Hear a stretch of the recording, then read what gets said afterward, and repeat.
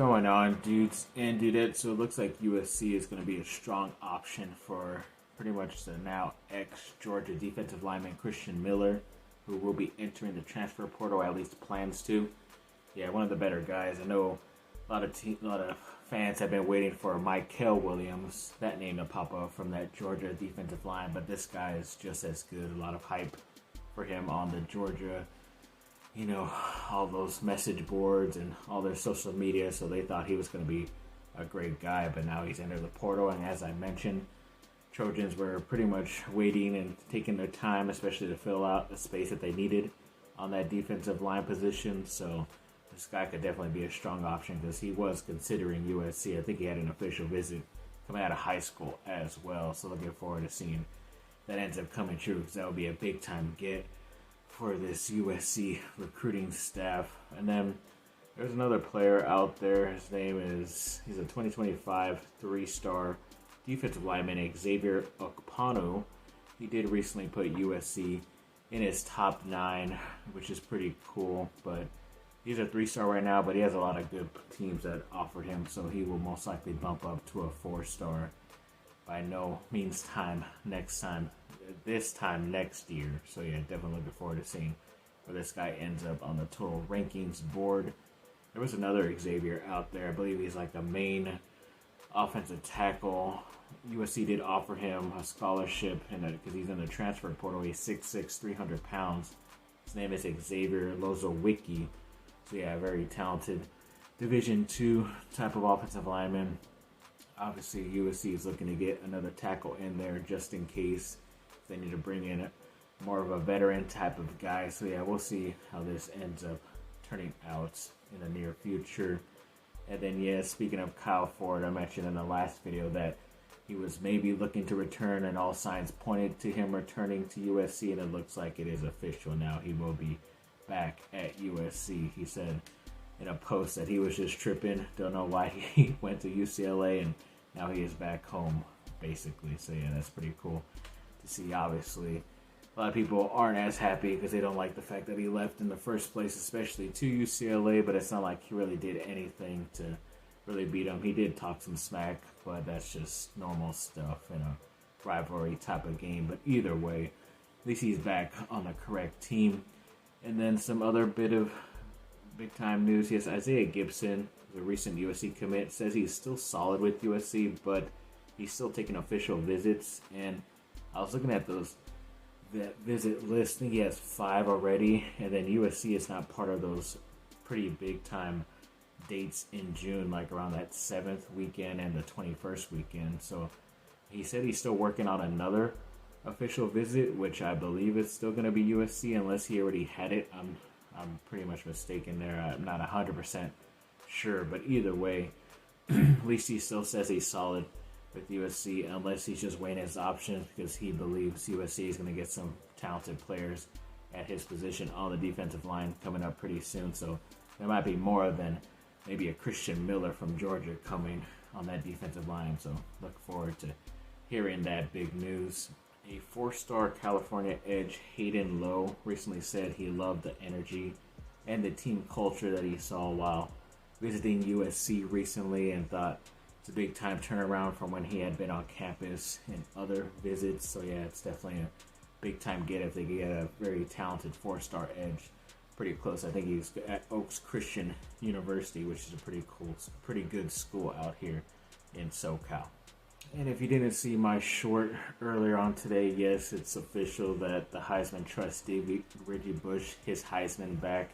Obviously a big-time day in USC history. He should have never gotten it taken away anyways at the time. And yes, pretty much basically the process he ended up going through is what everybody does nowadays, except they get even more stuff, which is pretty crazy because if he was playing today, he'd obviously be getting way more stuff than he was alleged to have done, or at least his family was alleged to have done. But like I said, it was just the NCAA trying to punish USC for something, and of course USC got the worst punishments of all things, even when you compare it to Penn State, Ohio State, other programs out there. They definitely got the crap end of the stick, as they say. But yes, this is a positive day Reggie Bush's Heisman will be up, and his retired number 5 number will be back in the peristyles at the LA Coliseum, which is going to be pretty cool.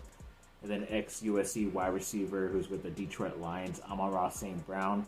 We talked months ago that he was looking to get an extension on his rookie deal, and it looks like it became official that he's going to get a 4-year, $120 million guaranteed, at least $120 million deal with $77 million of that guaranteed. So I don't know how that really works. I think in those first 4 years, he's going to pretty much get that 70-something million right away. But then that other extra bit, like that 50 to 40-something million, is probably going to take a while, and hopefully he'll be able to get it in bonuses and signing bonuses and all that stuff, or if he breaks records as well. But yeah, big time congrats to him. Definitely big time contract for the ex-USC wide receiver. The men's basketball team did make a couple new hires, all pretty much assistant coaches added now to the staff officially. There was a guy in Will Conroy, another coach in Todd Lee, another coach, Michael Musselman, most likely related to the head coach, and Anthony Ruda as well. So yeah, it's pretty cool.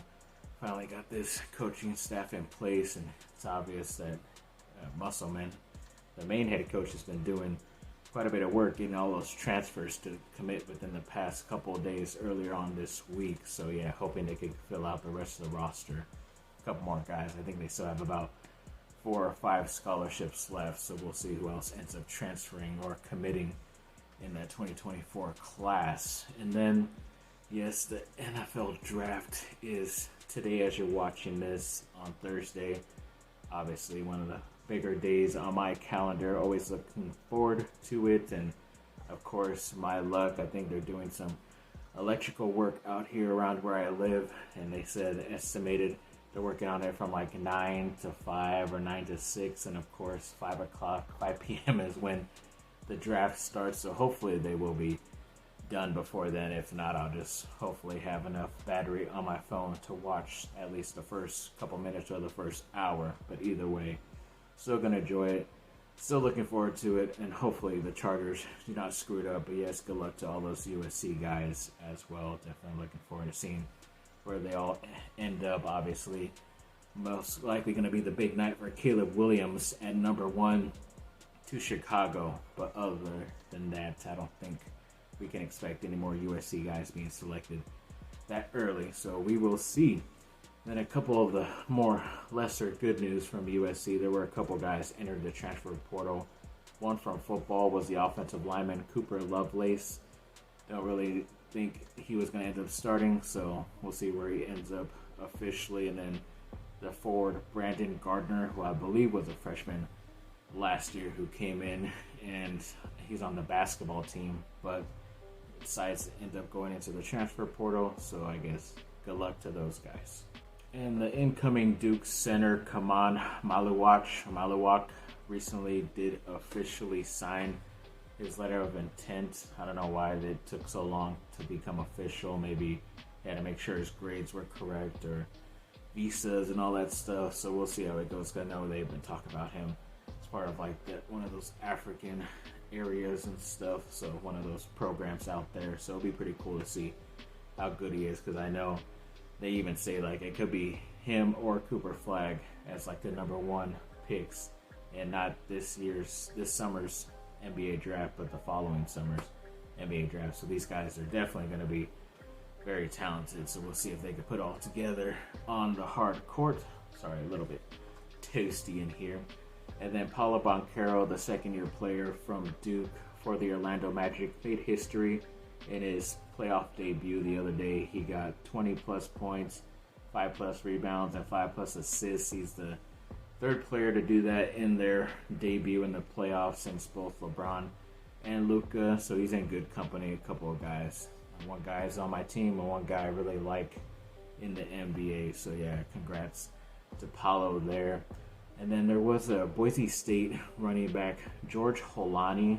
I think he was at a Chargers local day, or I forget how that works, if they're able to take those like workouts at the Chargers facilities, and maybe it's because he's from there and all that stuff. But Either way, yeah, I think he's a pretty good guy. He's not fast, but he is very strong, and he could get up a nice bit of speed if you give him a bit of time. And he's the type of running back that Jim Harbaugh really likes. I think he just had some injury issues, which is why he will probably be selected late or going undrafted. But I think if the Chargers can bring him on to the roster, I think he could do wonders for them and that running back position moving forward. So looking to see what they do coming up.